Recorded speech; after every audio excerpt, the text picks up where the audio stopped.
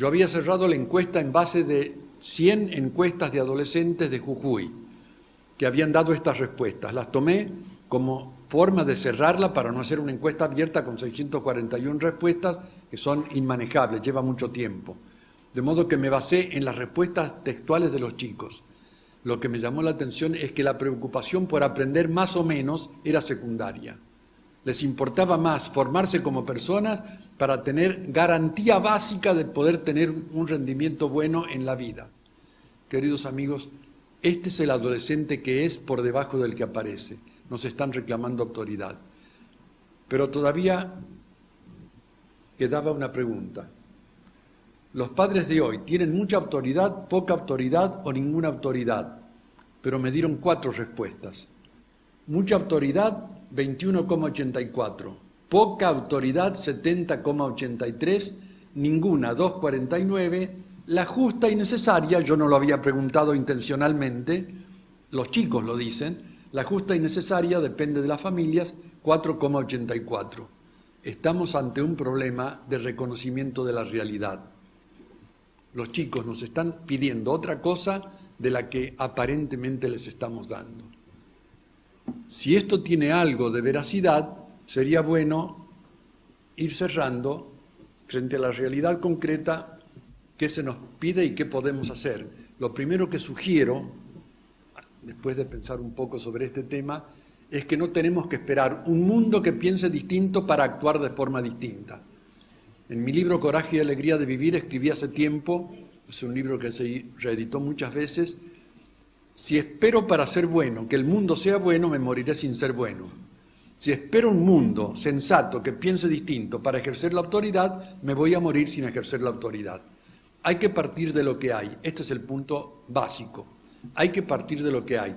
Los que tenemos algún rango de autoridad tendremos que reflexionar para ver cómo encarar decididamente un ejercicio válido de la autoridad porque se nos reclama que se ejercite la autoridad, por reflexión lógica y por experiencia existencial de nuestros mismos chicos. ¿Qué se necesita para ejercer la autoridad hoy?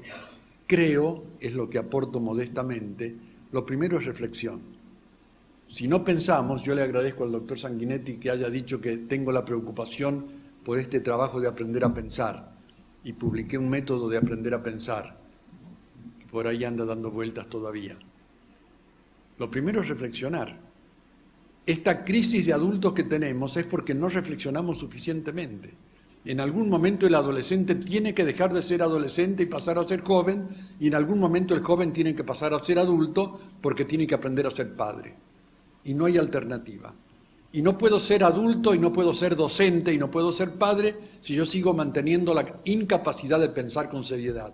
Cuando yo pienso con seriedad, descubro esa secuencia lógica que hemos establecido recién, que creo que es un parámetro existencial válido que podemos compartir todos, más allá de credo religioso, de credo político o de ideología filosófica.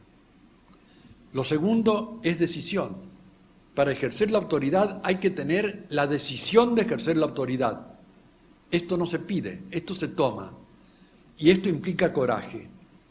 Con lo cual no quiero ofender a nadie, no me estoy ofendiendo tampoco a mí, pero a veces nos falta el coraje de decidir ejercer la autoridad. Es necesario repensarlo desde este punto de vista, que no es voluntarismo. Por eso parto de reflexión. Cuando yo reflexiono, hago lo que alguna vez hice en mi vida y a mí me hizo mucho bien. Y de ahí nació mi libro El hombre, la libertad y los valores. Yo estaba en el doctorado, haciendo mi doctorado en psicología social, y me acuerdo que se provocaban unos debates riquísimos sobre la concepción del hombre. Hasta que un día me dije, yo tengo que responder por los valores en que yo creo. Yo era un hombre grande. Pero para eso tengo que hacer una crisis de todo lo que creo, de todo aquello a lo que he adherido en mi vida. Yo nací en un hogar católico, nací en un hogar de clase media, media-baja. Mi padre era un trabajador, no era profesional. Mi madre trabajaba en casa, era modista. Pero me dieron una buena educación y en esa educación fui a colegios estatales y privados donde me formé. Pero ahora quiero saber cómo puedo dar cuenta de lo que yo creo que vale en la vida.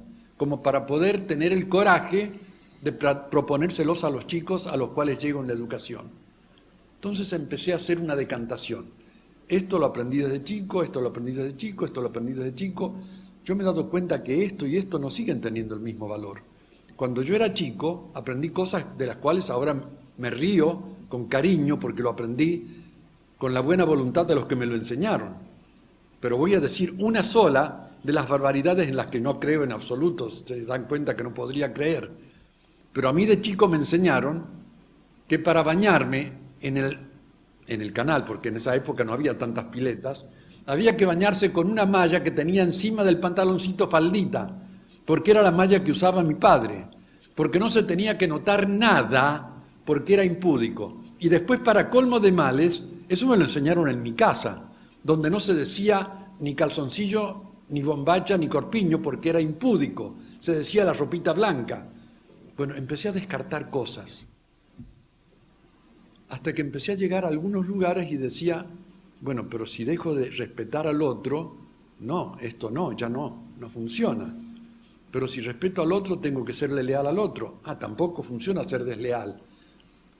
Y reflexionando me empecé a dar cuenta que había algunos supuestos valores que eran culturales, que ya no tenían vigencia porque no eran verdaderamente propios de la condición humana, menos en el momento actual de desarrollo del pensamiento crítico.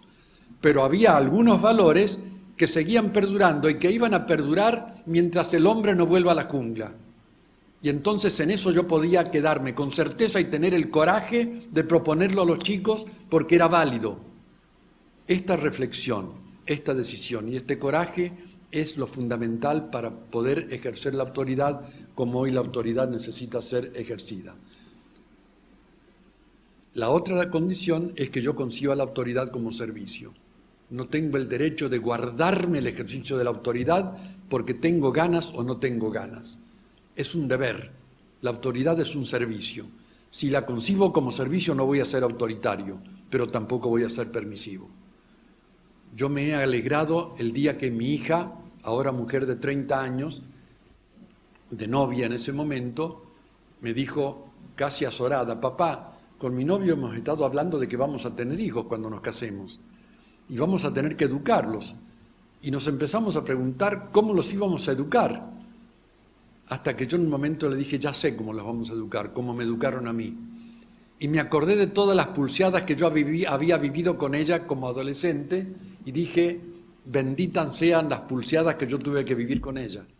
Me las está agradeciendo. Me está diciendo que aquel coraje que tuve de ejercer la autoridad, pero con determinadas características que voy a mencionar ahora, no fue nocivo, no le hizo daño.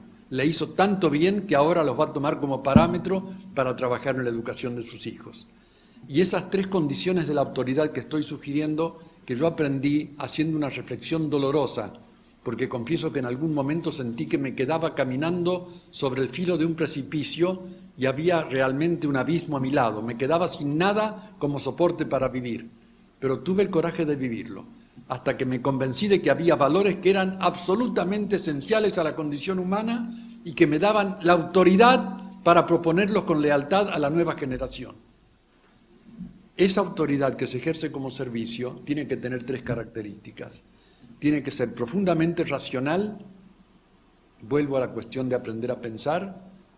Yo no puedo imponer normas que no sean racionales y si no están respaldadas por un valor, no son racionales.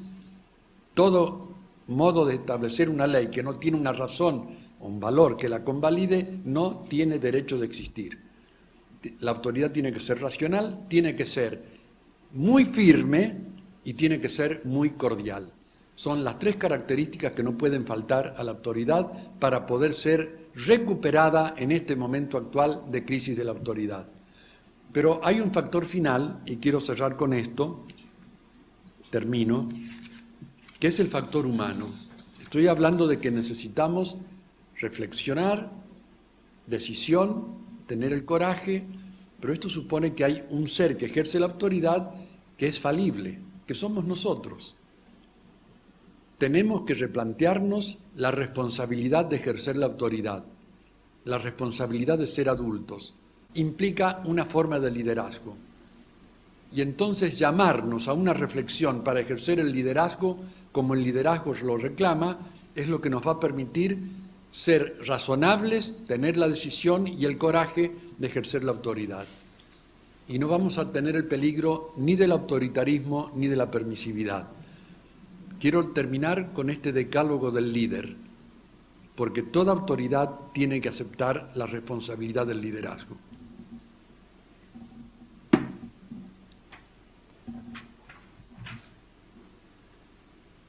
1. El líder es ante todo líder de sí mismo. 2. El líder de sí mismo no anula sus impulsos y deseos ni vive dominado por ellos, sino que los encausa y los gobierna con sensatez, realizando los valores que lo identifican. 3. El líder es capaz de sensatez porque sabe pensar y no vive sumergido en el vértigo. 4.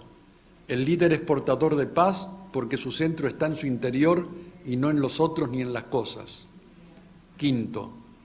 El líder sabe decir sí o no cuando corresponde porque confía en la solidez de sus criterios bien fundados. 6. El líder tiene conciencia de que a veces debe discrepar con la corriente del grupo o de la sociedad, pero también sabe que algún día le agradecerán su lealtad con los valores. Con todo el respeto que implica nombrar a una persona. Yo admiro al doctor Sanguinetti en la forma que supo conducir ciertos momentos de crisis del Colegio Nacional Buenos Aires.